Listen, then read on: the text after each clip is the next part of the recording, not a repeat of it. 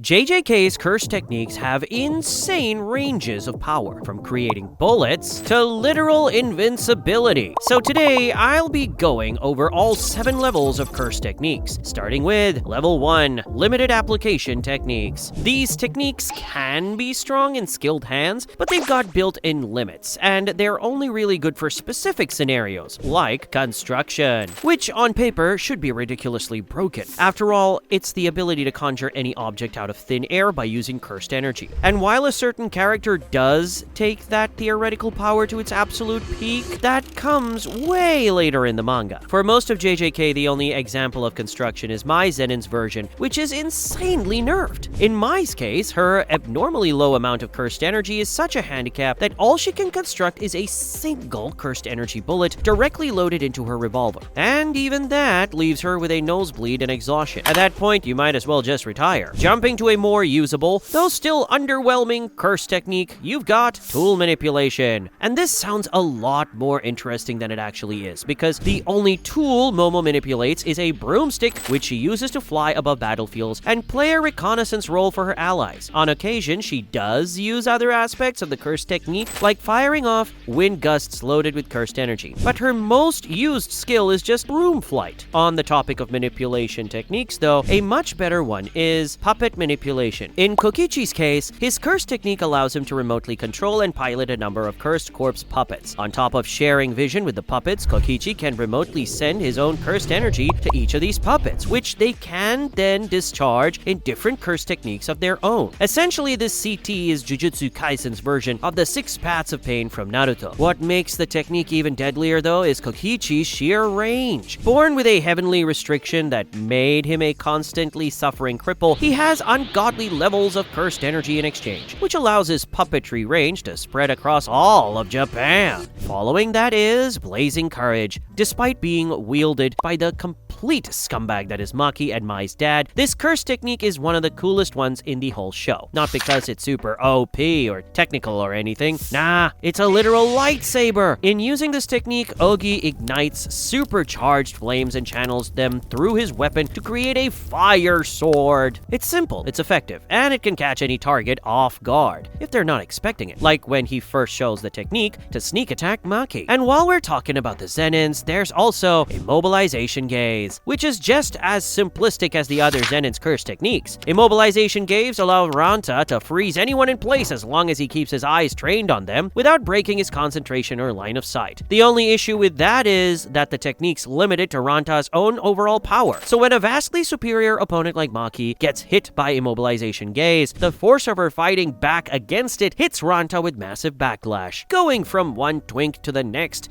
curse technique is Miracles. What this CT does is erase the user's memory of anything even remotely lucky or miraculous that they experience in day-to-day life. Even something as minor as looking at a clock at the exact time all the numbers match would count towards this. Then these erased miracles are stored up as lifelines for Haruta, indicated by the markings under his eyes. Anytime he's about to take life-ending damage, 1 marking's worth of miracles are used up and Haruta miraculously survives. You wouldn't be wrong to call this an ass pull, but the miracles take time to store up, and once they're all used, he's completely vulnerable. On the other hand, injury stalling freezes injuries or wounds instead of whole people. By applying his curse technique to an injury, Arata can basically put it in stasis, preventing it from getting any worse than it already is. Ultimately, though, it's a total stopgap measure that's only really helpful if the target can be taken to a medic before the technique wears off. For this reason, it doesn't even make it to Level 2, Straightforward Combat Techniques. This level is for curse techniques with direct combat applications, allowing the users to fight head-to-head against curses and curse users, starting with Straw Doll Technique. Easily one of the most underrated techniques in the show, and one of the only ones with built-in soul damage. Straw Doll Technique has 3 distinct uses. 1, Nobara can shoot forward nails filled with cursed energy using her hammer. These nails embed themselves into any target and do significant damage. 2, Hairpin allows her to then explode those nails within her target, doing even more damage. Finally, and most importantly, Resonance allows her to turn her straw doll into a classic voodoo doll by fusing it with something from her target's body. Then, by striking a nail into the doll, she can do direct soul damage to the being it's connected to. Most notably, she used this against Choso's brother at the end of Season 1, and against Mahito during the Shibuya incident. opponent. Speaking of which, next up is Rot Technique. A severely inferior offshoot of their older brother's ability, the Rot Technique makes Eso and Kechizu's blood into an extremely corrosive and toxic poison. Those properties are amped up so high that simple contact with their blood can eat away at solid rock. Kechizu just spews that stuff all over the place out of his second mouth, while Eso uses the technique in a much more tactical method. Not only can he manipulate the blood to form solid structures, like a spare arm after getting his own lobbed off, but he can also use the extension technique Decay. With this, any target hit by his blood gains a floral pattern tattoo, which will erode their body and kill them unless he's beaten. Coming in after those two is the Ratio Technique, which is as simple as it is effective. With Ratio, Nanami can assign a line to his target's body that's split in 10 equal intervals. Once he does this, the ratio spot of 7:3 on that line is forcibly turned into a weak spot. So when Nanami then strikes at the 7:3 sweet spot, his hits are all guaranteed criticals. Not only that, the line Nanami assigns doesn't even have to be for his target's whole body. He can assign it to their head, torso, bicep, entire arm, and more. If it can be split, it can be ratioed. Following that, you've got Ice Formation, which is actually Chirokinesis. Uraume's curse technique grants them the ability to produce ice by lowering the atmosphere temperature below freezing and then control the formed ice however they want. Both the power and precision of this technique are deadly, with Uraume using it for anything from holding Choso hostage to trying to impale Yuji with a rain of icicles. And finally, for my most controversial placement in level 2, Cursed Energy Discharge. In simple terms, Cursed Energy Discharge turns its user into a Dragon Ball Z character. In the case of Ryu specifically, it's at its peak thanks to him having the highest cursed energy output of any sorcerer. Thanks to that, Ryu can literally charge up and fire off cursed energy in the form of a Kamehameha, an explosive wave, or Vegeta's signature energy ball spam. Not only that, he can even control the discharges precisely enough to add explosive bursts of cursed energy to his melee attacks, which is part of how he beat Yuta Okotsu himself. However, the simplicity of the technique and its lack of defensive options prevent it from being at a higher level. Plus, it only really works because of Ryu's CE reserves. Anyone else using the technique would just burn out. And now we come up to level 3,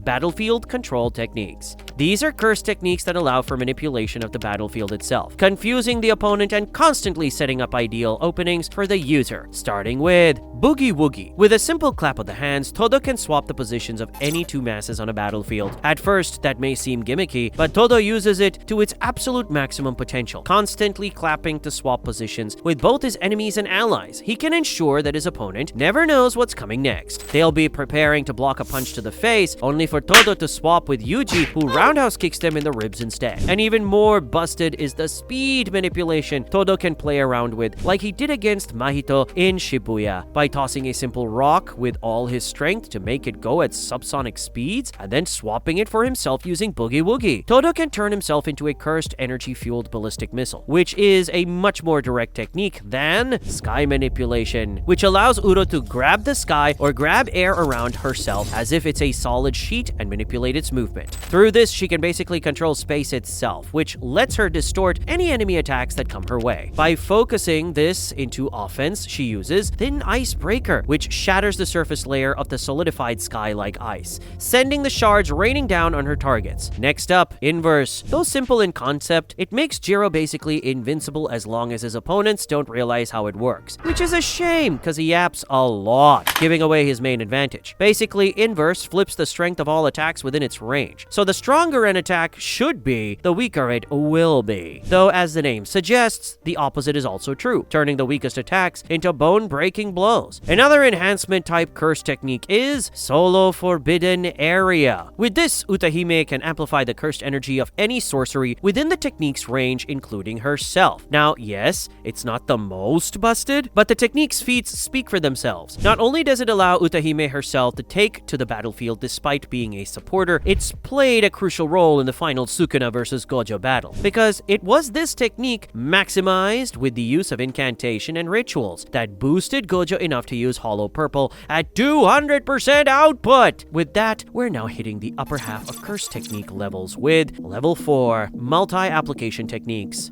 curse techniques that are versatile, scalable, and possess multiple offensive and defensive layers. First up being blood manipulation. At its base, it's simply the manipulation of one's own blood. Offensively, it involves pressurizing individual droplets and shooting them at sonic speeds for devastating impact without draining the user too extensively. Defensively, it provides the option of hardened blood armor to protect oneself with flowing red scale. If we were just talking about that base move set though, blood manipulation would be closer to level 2 than 4. The reason it's up here is because of Choso, who, biologically speaking, is a Kamo clan member, so he qualifies as an example, with him being a human curse hybrid. Choso can keep squirting out and using blood as long as he has cursed energy left in the tank. Because of this, he has access to immensely higher tier moves like Slicing Exorcism, Supernova, Blood Edge, and the Blood Flood he uses against Naoya in Season 3. Between the volume of the blood and the sheer control provided by blood manipulation, which can rotate blood constructs at high enough speeds to cut flesh, Choso's curse technique is an easy level 4. Speaking of split placements though, another curse technique in that class is the 10 Shadows technique. Yes, I know, you think it should be higher, but hear me out. In theory, the 10 Shadows technique allows the user to summon, tame, and then use a total of 10 different types of Shikigami, each stronger than the last. Not only can the summons fight individually, they can even be fused together into stronger beings, with each Shikigami providing unique advantages in battle. Whether that's Nue's long-range and aerial attacks, rapid escapes, distraction potential, or Roundier's RCT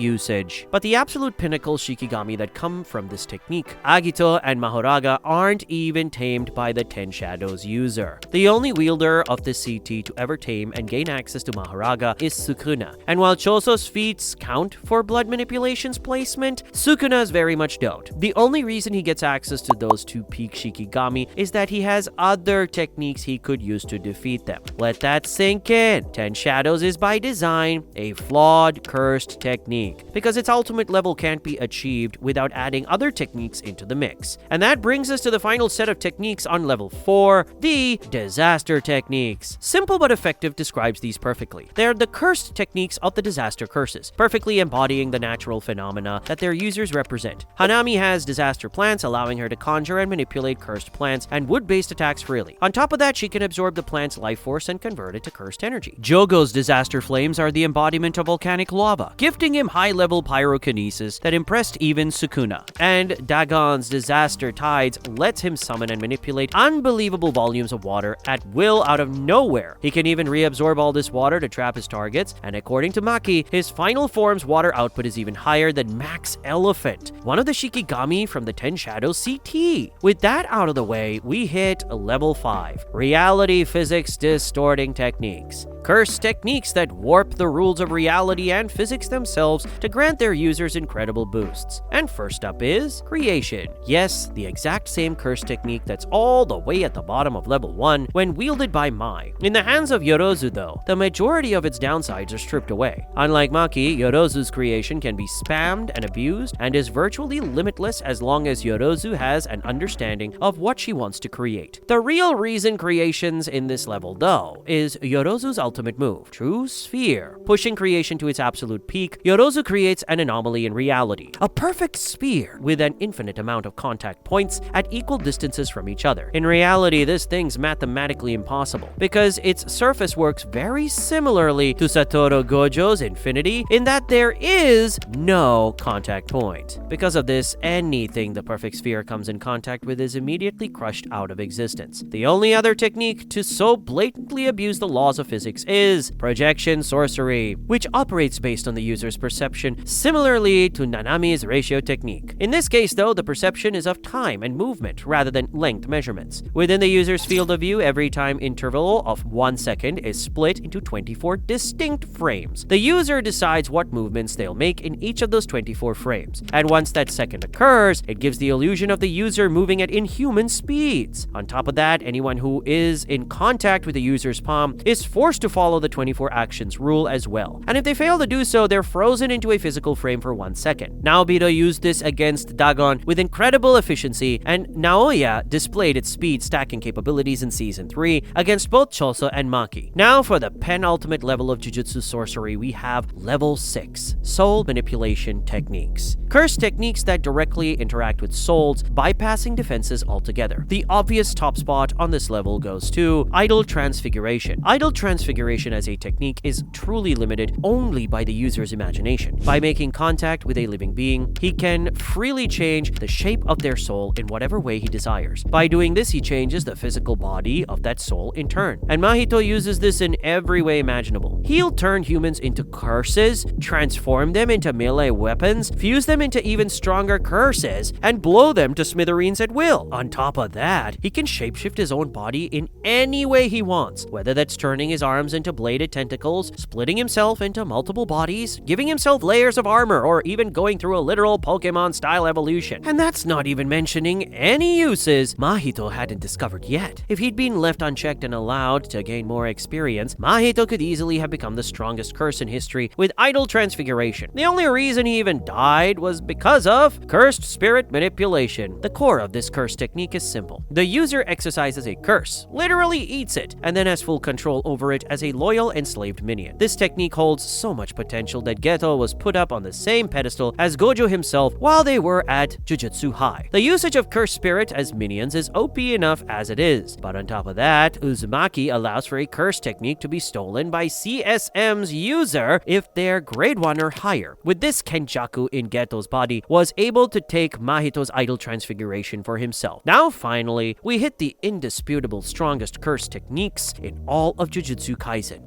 the level 7 apex techniques. Curse techniques that, simply put, can't be beaten except by each other. Starting with the obvious, Shrine. Easily the most broken yet conceptually the simplest curse technique in the entire series. Shrine consists of two moves, Cleave and Dismantle. Dismantle is a slashing attack that can be used at long range to cut through objects, curse spirits, and jujutsu sorcerers to incredible effect. Most importantly, the slashes that fly from this technique are completely invisible, leaving no way for an opponent to see it coming except through environmental hints. On top of the base slicing, the user can even coat their limbs in dozens of constantly slashing mini dismantles to imitate a chainsaw, enabling them to touch bladed weapons without being cut. At its highest output, Dismantle was able to cut a skyscraper in half, and at just 10%, it left bloody gashes on endgame Yuji, which is insane considering all the durability buffs he gets by that point. Cleave goes even further automatically, adjusting its power according to the target's toughness so that it always cuts through them in one hit. With this, Sukuna was able to cut clean through Ryu and his CT despite his historically high CE output. On top of all that, there's the world-cutting slash Sukuna develops thanks to Mahoraga in Shinjuku. There's the spiderweb that extends his cutting to the entire surrounding area, and there's the Divine Flame, which utilizes binding vows and thermodynamics to effectively nuke the battlefield. Right to the very end, no other CT could beat Sukuna Shrine except itself. Manga spoilers there though, so that's all I'll say about that. Next, bridging the gap between the two apex curse techniques is copy. By definition, Yuta's copy stands above all other curse techniques because, well, it is all other curse techniques. By having a Shikigami Rika consume part of the curse technique user's body, Yuta gains access to that technique for himself. By using Rika as an external hard drive to store all his copied techniques, Yuta's able to download the one he wants to use in battle by summoning her. This way, he doesn't have to deal with the mental toll of holding multiple curse techniques, nullifying the main potential downside of copy. By all accounts, Yuta holds the most busted curse technique of all time.